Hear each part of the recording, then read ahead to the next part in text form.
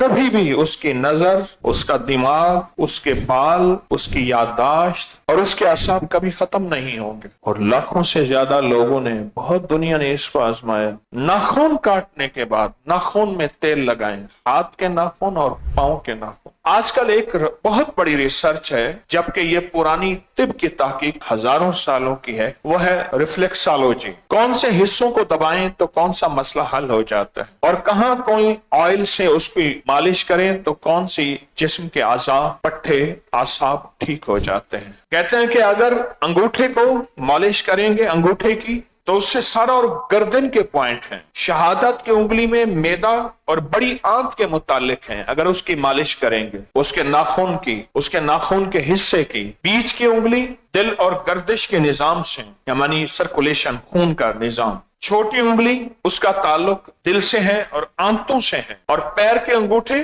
دماغ اور ریڑھ کی ہڈی کے اعصاب سے منتقل۔ اس کا پورا نظام ہے، سسٹم ہے، اور سائنس نے اس کو بہت، میرے پاس سائنس کی بہت بڑی ریسرچ ہے، میں چھوٹا چھوٹا حوالہ دے رہا ہوں۔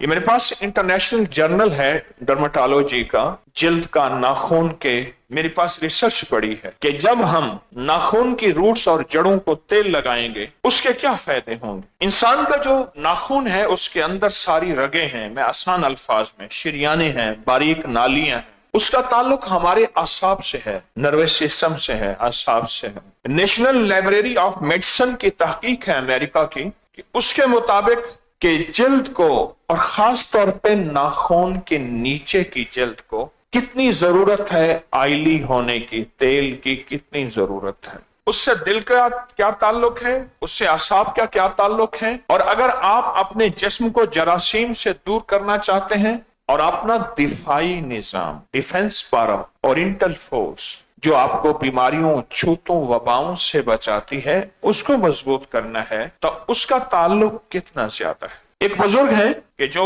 استاد ہیں کاشف العلوم سہارنپور کے، اور سب سے پہلے استاد تھے مظاہر العلوم سہارنپور کے۔ وہ کہتے ہیں کہ اگر سورۃ الناس سرسوں کے تیل پر 7 دفعہ دم کر کے اعصاب زدہ کی بھووں پر، ناک، کانوں، ہاتھ پاؤں کے ناخن پر اگر ملیں، اول شہادت کی دونوں انگلیاں تیل میں بھر کر کانوں میں، پھر انگوٹھے بھر کر بھووں میں، پھر ناک، پھر ناخنوں پر اگر لگائیں اور مالش کریں، تو آسیب زدہ جو شخص ہے، جس پہ آسیب ہے، اس کے ساتھ آسیب ختم ہو جاتا ہے۔ حضرت نظام الدین اولیاء رحمت اللہ علیہ، خواجہ غریب نواز دلی کے، پہلے لاہور میں رہتے تھے اور یہاں لوگوں کو اللہ اللہ سکھاتے تھے۔ وہ بیمار ہو گئے، دماغی کمزوری اور بیماریاں لگ گئیں، تو سلطان تاج الدین جو کہ غزنی اور لاہور کے بادشاہ تھے، شیخ کا بہت زیادہ آپ کا احساس، خدمت، ادب کرتا تھا، تو سلطان تاج الدین نے اپنے بھائی سعد الدین یلدوز کو حضرت نظام الدین اولیاء رحمت اللہ علیہ کا علاج کے لیے کہا۔ اس نے ایک تو شربت بنفشہ دیا اور شربت فریاد رس دیا، اور پھر آپ کے سر، بغلوں،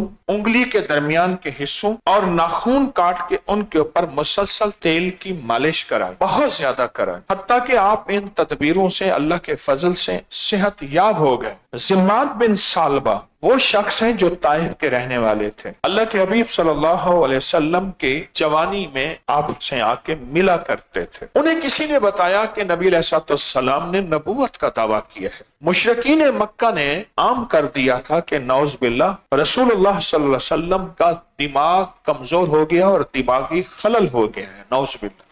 تو وہ مکہ میں آئے تو انہوں نے کہا کہ میں محمد بن عبداللہ سے ملوں، آپ سے ملے تو کہنے لگے سنا ہے کہ آپ کا دماغ کمزور ہو گیا ہے اور آپ عجیب و غریب باتیں کرتے ہیں، میں چاہوں گا آپ کا علاج کر دوں۔ ضماد نے کہا، بن سالبہ نے، اللہ کے اپنی فرمایا میں کچھ کہوں سنے گا؟ اس نے کہا جی ضرور سنے گا۔ آپ نے فرمایا الحمدللہ الحمدللہ نحمدہ ونستعینہ ونستغفرہ ونؤمن بہ ونتوکل علیہ ونعوذ باللہ من شرور انفسنا ومن سیئات اعمالنا من یہدہ اللہ فلا مضل له ومن يضلل فلا هادي له ونشهد ان لا اله الا الله وحده لا شريك له ونشهد ان محمدا عبده ورسوله۔ حیران ہو گئے، کہنے لگا پھر سنائے۔ حضور نے یہ خطبہ پھر سنایا، عرض کیا حضور یہ پھر سنایا؟ ضماد نے کہا۔ حضور نے تیسری دفعہ سنایا، جب تیسری دفعہ سنایا تو اس نے کہا یہ حق ہے اور آپ دین حق پہ آئے ہیں، آپ کا دماغ بھی صحیح ہے، آپ کی عقل بھی ٹھیک ہے، آپ کی وحی بھی ٹھیک ہے، صدقت یا رسول اللہ، اور وہ ایمان لے آیا۔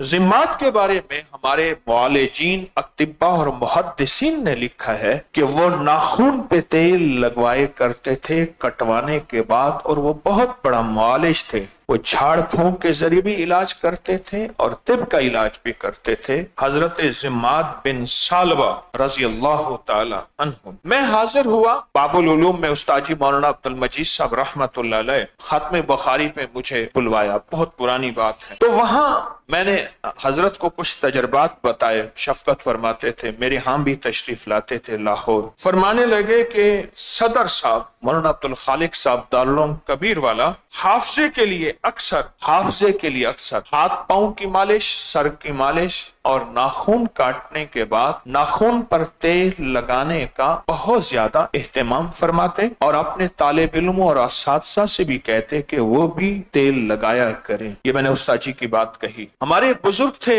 حضرت مولانا عبید اللہ صاحب، وہ شیخ تھے، مفتی تھے۔ فرمانے لگے میں قاری کریم بخش صاحب کے پاس امرتسر میں پڑھتا تھا، تو فرمانے لگے حضرت کے ہمارے قاری کریم بخش صاحب دماغی محنت کرنے والے پڑھنے والوں کو ناخن پر تیل لگوانے کی بہت زیادہ تاکید فرماتے تھے کہ سر پہ، پاؤں پہ، ناخن پہ تیل لگائیں، اور ساتھ یہ بھی فرماتے تھے کہ ناف بھی تیل سے بھرتے رہیں۔ حضرت مفتی مولانا عبید اللہ صاحب جامعہ اشرفیہ، ان کا میں یہ تجربہ بتا رہا ہوں۔ دوران سفر ایک بزرگ تھے فیصل آباد کے سید جاوید شنشاہ صاحب رحمۃ اللہ علیہ، تو فرمانے لگے مجھے کہ ہم نے اپنے بڑوں سے اور خاص طور پہ مولانا عبید اللہ انور صاحب رحمۃ اللہ علیہ سے سنا کہ وہ ناخن پر تیل لگانے کی بہت تاکید فرماتے تھے اور بہت اہتمام فرماتے تھے، اور ایک الفاظ فرمائے، فرمایا ناخن میں بہت سی رگیں ایسی ہوتی ہیں جن کا آنکھوں، دماغ، اعصاب اور یادداشت سے ان کا تعلق ہے۔ یہ فرمائے ہماری طب کی مشہور کتابیں ہیں اور ان میں یہ واقعات موجود ہیں کہ دماغی کام کرنے والے ہیں، استاد کہتے تھے ناخن کاٹ کے اس کی انگلیاں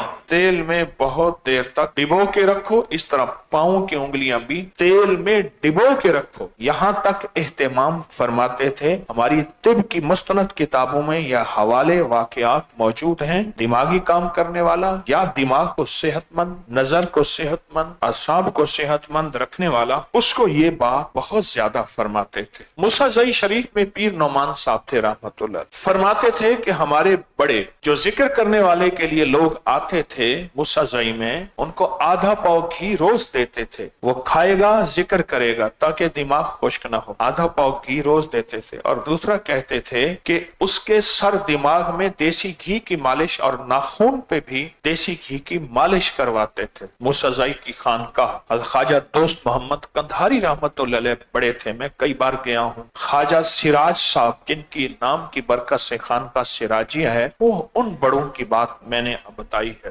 مولانا علاؤ الدین صاحب تھے حضرت مدنی کے ڈیرہ اسماعیل خان میں، میں ان کی خدمت میں پہنچا، ان کو میں نے خود دیکھا جسم کی مالش کرا رہے تھے، اس وقت انہیں جسم میں کچھ خارش کی کیفیت تھی اور بار بار فرماتے تھے ناخنوں کی مالش کرو کہ ناخن بھی صحت مند ہو۔ اور میں نے ان سے عرض کیا کہ حضرت ناخن کی مالش کیوں؟ فرمایا دماغ تیز ہوتا ہے، بس یہ ایک لفظ انہوں نے فرمایا۔ کچھ زندگی کے تجربات ہوتے ہیں جو میری ایک طبیعت ہے بڑوں کے تجربات پہنچان، انسانیت کو خیر ملے، انسانیت کو راحت ملے، اللہ کی مخلوق کو فائدہ ملے۔ اب آپ خود سوچیں کہ یہ ہے چھوٹا سا ٹوٹکا، لیکن اس ٹوٹکے میں بڑوں کی زندگیوں کے تجربات گھلے ہوئے ہیں اور بڑوں کی صدیوں کے تجربات یہ موجود ہیں۔ اللہ نے لوگوں کو اس چھوٹے سے عمل سے بہت نفع اور بہت فائدہ دیا اور بہت حیرت انگیز مشاہدات اور تجربات دیا۔